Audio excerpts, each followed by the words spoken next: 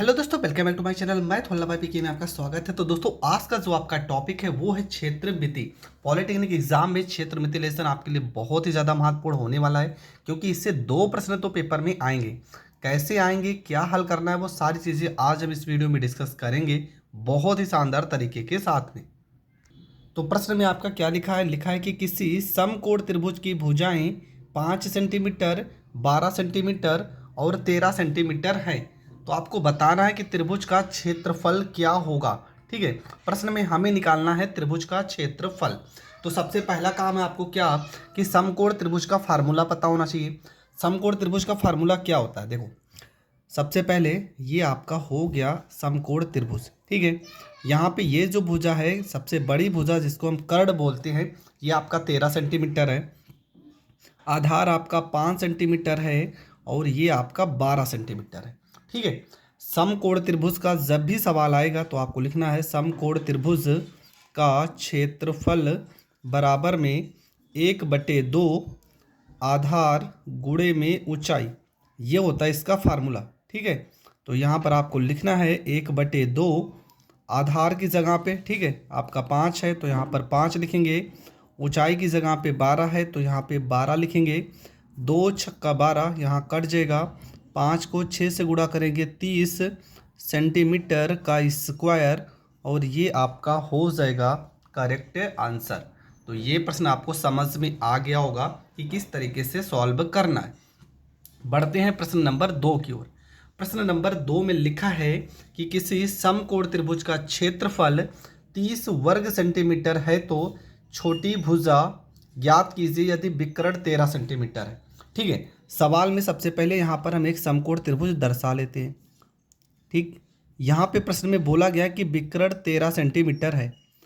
विकर्ण बोला गया 13 सेंटीमीटर। मैं आपको एक सीरीज बता रहा हूँ, अगर विकर्ण कभी भी 13 होगा तो ये सीरीज बनेगा 5, 12 और यहाँ पे 13 का।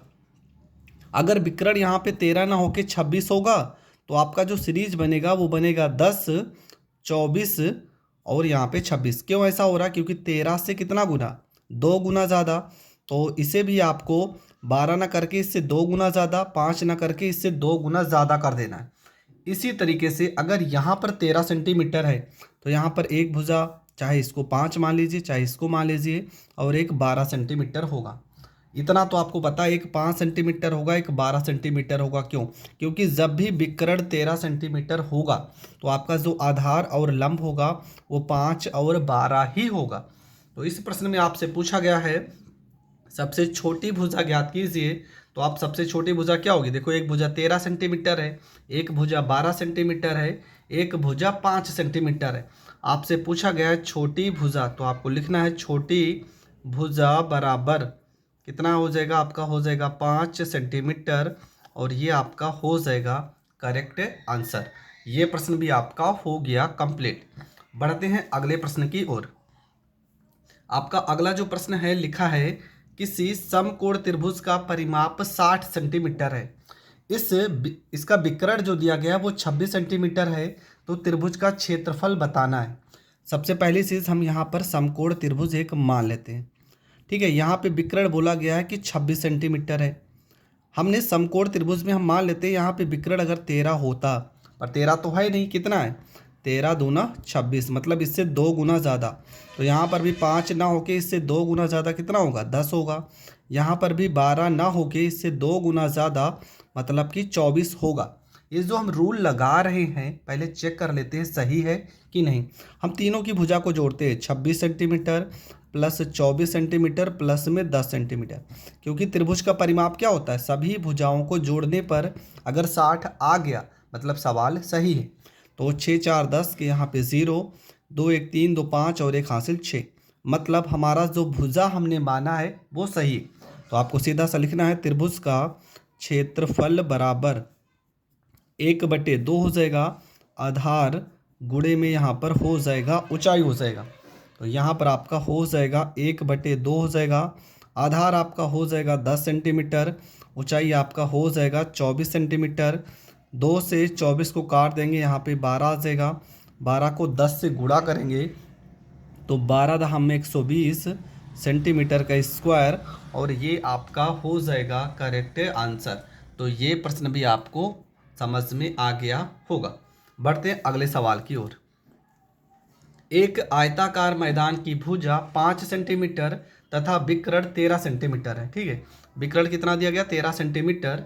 तो आपसे मैदान का क्षेत्रफल पूछा गया, आयताकार भाग की बात कर रहा है। ठीक है, आपको पता है कुछ इस तरह से आपका बन गया आयतन, आयत, और यहाँ पर ये आपकी जो भुजा है ये आयत का विकर्ण है, और प्रश्न में बोला गया है कि विकर्ण आपका कितना सेंटीमीटर है?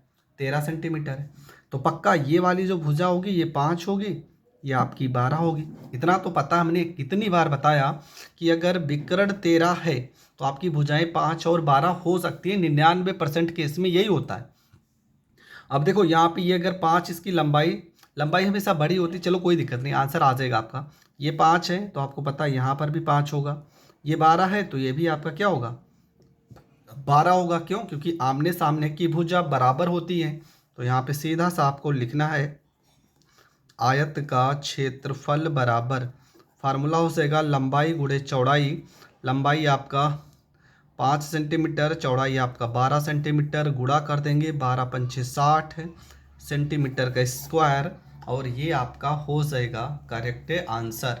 तो ये प्रश्न भी बहुत अच्छे से समझ में आ गया होगा। हर एक प्रश्न आपके लिए बहुत ज़्यादा इंपॉर्टेंट है। हर एक प्रश्न को बहुत ही अच्छे से मैं समझा रहा हूँ।